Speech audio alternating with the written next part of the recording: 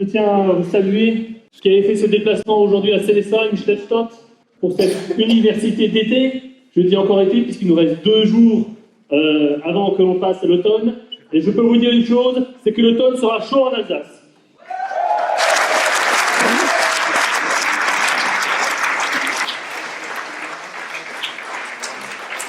L'université d'été a brillé par sa qualité, par le nombre et la qualité de ses intervenants. Et je me pose aujourd'hui une question, quel parti aujourd'hui en Alsace est capable de mobiliser pour un événement de ce type des gens aussi différents et aussi motivés pour l'avenir de l'Alsace? Quel parti à part nous?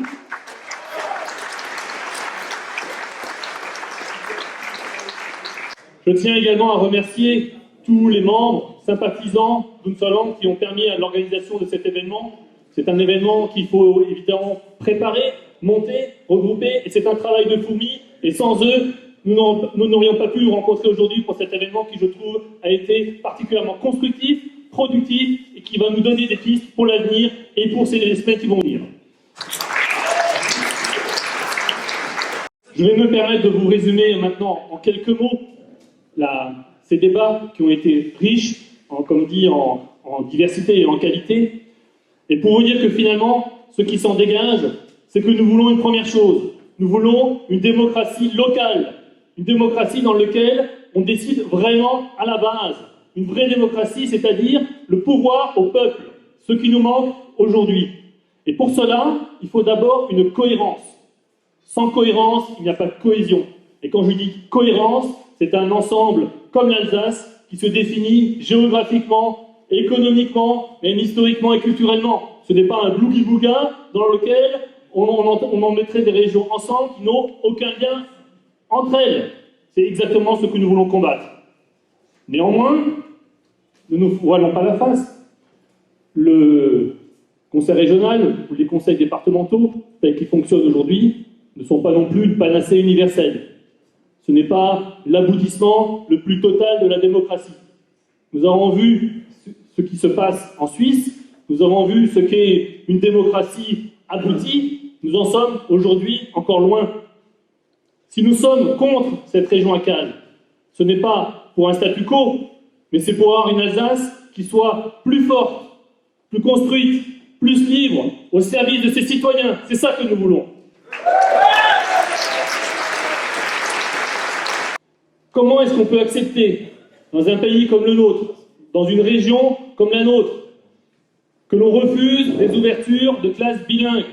Comment on peut accepter qu'au nom de l'uniformité, qu'au nom du jacobinisme, on préfère que les enfants soient monolingues et chômeurs qu'alsaciens et bilingues? Qui peut accepter ça? Personne! Le droit local, tout le monde en a entendu parler. Il régit des pans entiers de notre vie, il régit des pans entiers de notre économie. Ce droit local, aujourd'hui, il est mis dans le formol, parce que les seuls qui peuvent le modifier, c'est l'Assemblée nationale. Et au nom de quoi une Assemblée nationale à Paris serait la seule qui ait le droit de modifier un droit qui ne concerne que nous? Ça, ce n'est pas une démocratie. Et ce n'est sûrement pas en créant une ACAL qui supprimera la région alsacienne, la région Alsace, c'est sûrement pas en créant cette ACAL que nous pourrons non seulement maintenir le droit local, mais le moderniser et l'adapter aux besoins des citoyens. Nous voulons une démocratie locale, une vraie démocratie. Nous voulons également une efficacité économique. Vous l'avez entendu tout à l'heure. Il y a à peine 20 ans ou 30 ans de cela, nous avions moitié moins de chômeurs en Alsace que dans le reste de l'Hexagone. Aujourd'hui, nous sommes dans la moyenne, voire nous dépassons la moyenne nationale. Aujourd'hui, le jacobinisme se traduit dans les termes économiques. Ce n'est plus qu'une question, ce n'est pas seulement une question de langue, une question de démocratie. Un temps, ce sont nos emplois. Regardez comment fonctionnent nos amis et voisins d'Outre-Rhin et d'Europe. Ils s'appuient sur leurs PME, ils s'appuient sur les réalités des territoires. Exactement le contraire de ce que fait la France, qui fonctionne d'abord, comme elle fonctionne de manière politique, autour des grands groupes, ces mêmes grands groupes qui vident les territoires, qui délocalisent et qui nous ruinent.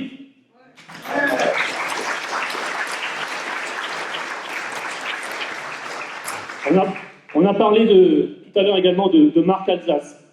Je voudrais quand même rappeler une chose à propos de cette histoire de Marc Alsace. Il y avait eu une concertation dans laquelle la région Alsace et donc son président Richert demandait des propositions à quoi doit ressembler cette marque Alsace, quelle identité lui donner. En tant qu'Unserland, nous avons fait une proposition. Si déjà on doit faire une marque pour valoriser l'Alsace, eh bien, appelons-la marque Elsace. Aujourd'hui, même les constructeurs d'automobiles allemands vous font des pubs en Hochdeutsch à la télé française pour expliquer que c'est ça la qualité. Parce que dans la tête, maintenant, des Français et en Europe, la qualité, elle est germanique. Et nous devrions nous cacher notre germanité. Mais c'est la ruine. Ça n'a aucun sens. Le constat, il est fait. Et nous le partageons tous. Ce n'est pas des petites réformes à la marge qu'il faut. C'est le système qu'il faut changer. Tout le système, le logiciel. Et cela, ça passe par un bras de fer. Ce n'est pas vos grands élus, ce n'est pas vos parlementaires qui vont le changer, c'est le bras de fer. C'est nous tous dans la société, et c'est avec un parti comme le nôtre, qui n'est pas inféodé au parti parisien, qu'on arrivera à créer un rapport de force suffisant pour faire respecter les intérêts alsaciens.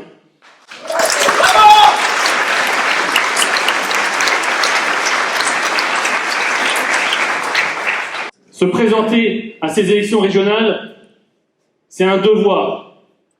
C'est le devoir de donner aux Alsaciens la possibilité de voter autre chose pour des partis parisiens qui nous ont conduits à la ruine.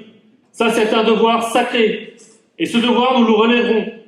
Mais nous ne le relèverons pas tout seuls. Ce ne sera pas Unserland, ce ne sera pas les 189 ou 190 candidats de la liste Unserland qui permettront d'arriver à la victoire. Ce sera l'ensemble de la société alsacienne. Tous, ici, et tous ceux qui sont pour l'Alsace.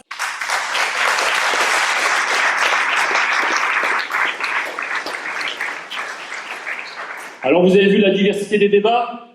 Certes, nous avons tous nos opinions sur tel ou tel sujet, mais aujourd'hui nous sommes tous rassemblés. Et aujourd'hui, si on veut gagner, il n'y a qu'une chose, c'est l'union sacrée, et c'est ça que nous mènerons jusqu'au bout, et c'est comme ça que nous gagnerons.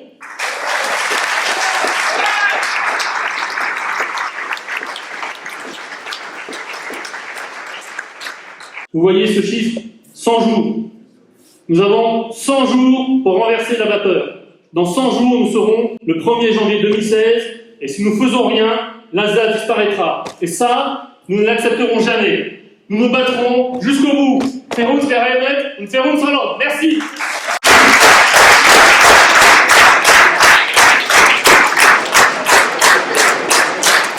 Nous ne sommes pas seuls pour mener ce combat, et nous soutenons déjà toutes les initiatives, compris notamment nos amis lorrains, qui sont également impactés par cette réforme, et ensemble, que ce soit alsaciens, lorrains ou autres, nous renverserons cette réforme stupide. Merci.